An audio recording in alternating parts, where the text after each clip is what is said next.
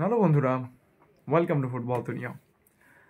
আরও তো ভিডিওতে সবাইকে স্বাগত। তো অনেকদিন পরে ভিডিও করছি, এখন তো চ্যানেলে শুধু লাইভই হয় বেশিরভাগ, কিন্তু একটা বিষয় আজকের বলতে একটু ইচ্ছা করলো।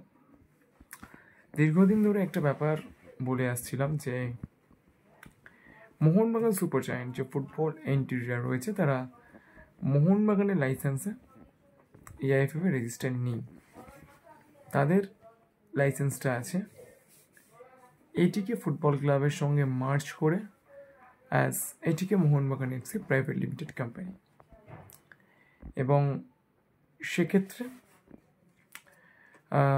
মোহনবাগান অ্যাথলেটিক ক্লাবের যে লাইসেন্স, সেটা আগে আইএফএ থেকে উইথড্র করা হয়েছিল, তারপরে এআইএফএ থেকে উইথড্র করা হয়। এবং আইএফএ এবং এআইএফএফ কোথাও কিন্তু এই মুহূর্তে মোহনবাগান অ্যাথলেটিক ক্লাবের কোনো লাইসেন্স নেই। যে লাইসেন্সে তারা খেলে সেটা এটিকে মোহনবাগান এফসি প্রাইভেট লিমিটেড কোম্পানির।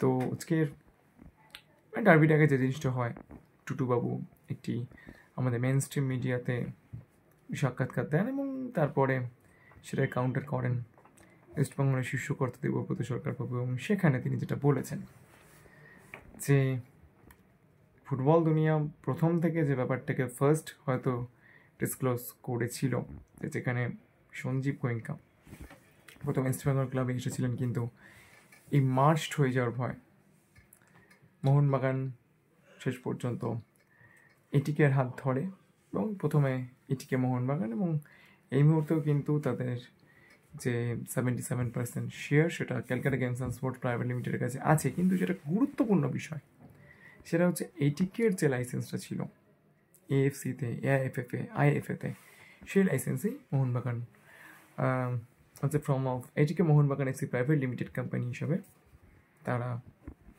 এআইএফএফে নথিভুক্ত হয়। এবং সেই রিলসটাতে প্রায় 2 লক্ষর কাছাকাছি ভিউজ হয়ে গিয়েছে। আমি এই ভিডিও ডিসক্রিপশন বক্সে লিঙ্কটাও দিয়ে দেবো, দেখে নিতে পারেন আপনারা।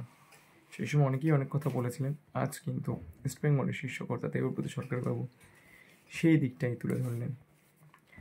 যেসব ইস্টবেঙ্গল বা মোহনবাগান সুপার জায়ান্টসের ফ্যানরা বা মোহনবাগান ফ্যান্সরা আমি বলবো সেই সময় তুলে ধরা করেছিলেন ফুটবল দুনিয়াকে, আশা করি এই ব্যাপারটা ক্লিয়ার হয়েছে যে একটা নিউ এন্টিটি তৈরি হয়। এবং সেই কারণেই মোহনবাগান সুপার জায়ান্ট তাদের লাইসেন্সটা কিন্তু মোহনবাগান অ্যাথলেটিক ক্লাবের নামে নেই, সেটা কিন্তু এটিকে যে লাইসেন্স ছিল সেই লাইসেন্সেই তারা ফুটবল খেলে। তো এই ছোট্ট ব্যাপারটা আপনাদের সামনে তুলে ধরলাম এই ডার্বির আগে। সরগরম পরিবেশ এবং সেখানে এই ব্যাপারটা কিন্তু নতুন বার্তা যোগ করবে এরকমটা বলাই যায়। তো এই পর্যন্ত ছিল ভিডিওটা। যদি ভিডিওটা ভালো লাগে লাইক করে দেন, মনে করে চ্যানেলকে সাবস্ক্রাইব করতে ভুলবেন না।